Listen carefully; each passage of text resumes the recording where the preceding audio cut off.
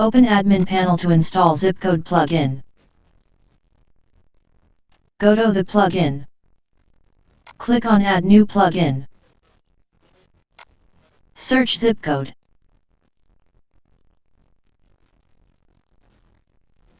Now, install WooCommerce Check Pincode /Zipcode for shipping and activate it. Now select on Zipcodes and click on Add New Zipcode. You have to add details like PIN code, city, state, and delivery within days for available delivery area.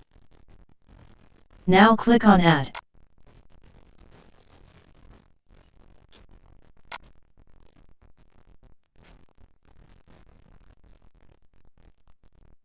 Reopen your application.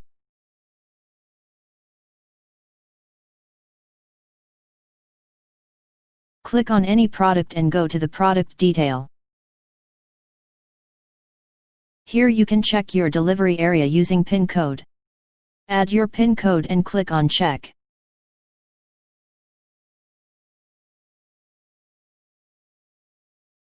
You can see the message product delivery is available in your area or not.